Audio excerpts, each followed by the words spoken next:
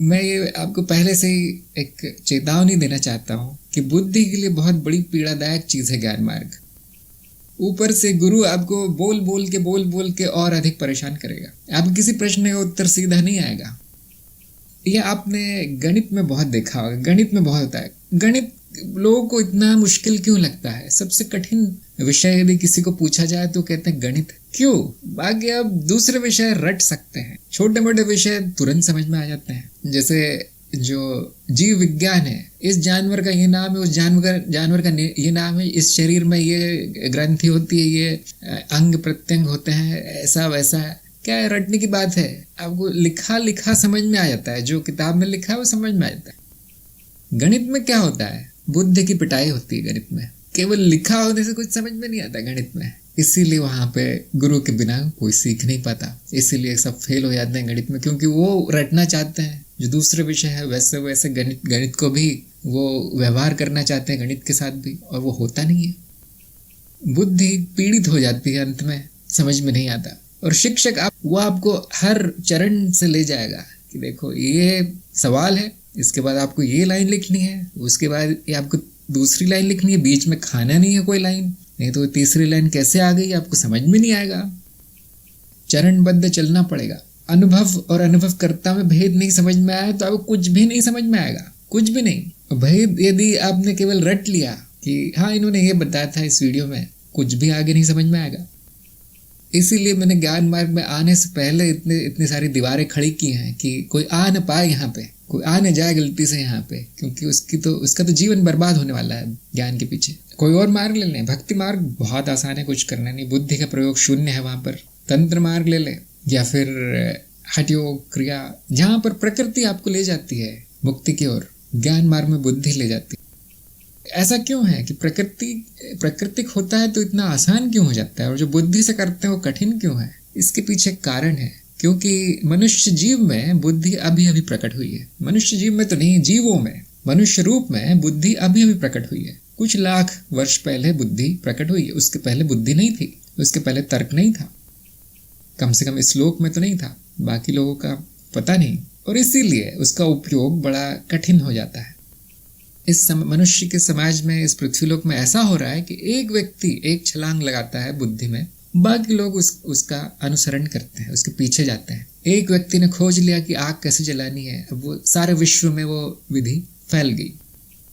किसी को बुद्धि नहीं लगानी पड़ी आग कैसे जलानी, एक ने केवल खोज लिया, एक की बुद्धि से काम चल गया। सभी को अपना अपना फोन उपयोग करना आता है। कोई फोन का आविष्कार कर सकता है क्या सभी लोग फोन का आविष्कार कर पाएंगे? नहीं, वो बड़ा कठिन है। फोन का उपयोग करना बड़ा आसान है।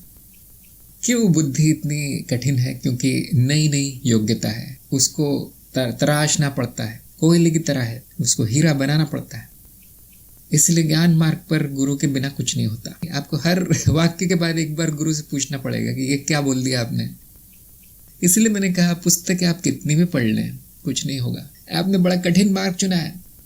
आपने जब गणित सीखा था, आपने जब दो संख्याओं का गुणा करना सीखा तो बड़ा कठिन लगता था कि इसका तो उत्तर आ गया, अब उस दूसरी संख्या दी है उसका नहीं पता चल रहा क्या उत्तर है।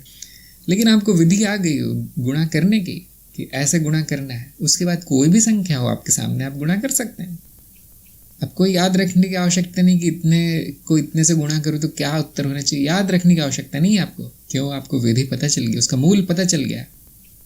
इस तरह ज्ञान मार्ग पर भी है। मैं आपको अभी से बताता हूँ मूल क्या है। यहाँ पे कुछ रहस्य नहीं है। देखिए, मूल है अनुभव और अनुभवकर्ता में भेद, दृष्टा और दृश्य में भेद। ये जान लें बस, ये मूल है ज्ञान मार्ग का। अनुभव और अनुभवकर्ता की परिभाषा जान लें, आपके सामने होना चाहिए वो ज्ञान। उसके बाद सब अपने आप सिद्ध हो जाएगा, संपूर्ण ज्ञान मार्ग सिद्ध हो जाएगा। इतना जान ले बस। इसीलिए मैंने आपको उदाहरण दिए हैं। ये उदाहरण मैंने आज तक बोधि वार्ता में कहीं नहीं दिए हैं जो आज दिए हैं। आईने में स्वयं का प्रतिबिंब क्यों नहीं बनता? आईना ही प्रतिबिंब है, सभी वस्तुओं को प्रतिबिंबित करता है आईना। स्वयं को क्यों नहीं करता? आईने में और उसमें जो दिखने वाली छवि है उसमें कितना अंतर है? कोई अंतर नहीं। फिर स्वयं में क्यों नहीं दिखाई देता आईना? ये आपको इसका उत्तर आ गया तो आपको पता चल जाएगा अनुभव और अनुभवकर्ता में भेद क्या है। पानी स्वयं को गीला क्यों नहीं कर पाता? अग्नि स्वयं को जला क्यों नहीं पाती? और सूर्य स्वयं को प्रकाशित क्यों नहीं कर पाता? अनुभवकर्ता क्यों नहीं हो पाता? और अनुभवकर्ता का अनुभव क्यों नहीं हो सकता? ये बात रटने से नहीं आएगी, ये बात मानने से नहीं आएगी, बात श्रद्धा से नहीं आएगी, ये देखने से आएगा। जो यही आपके सामने हो रहा है अभी, है ना, यही आपके सामने हो रहा है कि आपको जब आईना अपने आप की छवि नहीं बता पाता तो आप क्या आईने को तोड़ के देखते हैं कि मैं देखूं इसके अंदर कहीं आईना तो नहीं है, स्वयं की छवि तो नहीं दिख रही? नहीं, वो आपके सामने है, बस वो घटना आपके सामने है। पानी हमेशा दूसरी वस्तुओं को गीला करता है, कपड़ों को गीला करता है, स्वयं गीला नहीं होता क्योंकि वो गीलापन है, स्वयं पानी। अनुभव करता हमेशा अनुभव को प्रकाशित करता है, स्वयं को प्रकाशित नहीं करता क्योंकि वो स्वयं प्रकाश है। यहाँ पे उपमा भी इतनी काम नहीं आती। आप पानी समझ जाएंगे हाँ, लेकिन अनुभव करता नहीं समझेंगे। उसके लिए एक दृष्टि चाहिए होती है जो ज्ञानी की दृष्टि है, ज्ञान की दृष्टि चाहिए होती है। बैठ कर देखना है आपको कि यही हो रहा है या नहीं हो रहा। अनुभव करता स्वयं को प्रकाशित कर रहा है या नहीं कर रहा, और दूसरे अनुभव को प्रकाशित कर रहा है या नहीं कर रहा। और यदि कर रहा है तो दूसरे अनुभव करता क्यों नहीं बन रहे हैं? और यदि अनुभव ही अनुभव करता हो गया, जो प्रकाशित है वही प्रकाश हो गया, तो क्या वो दिखेगा? ये तर्क आपको उपयोग में लाना पड़ेगा।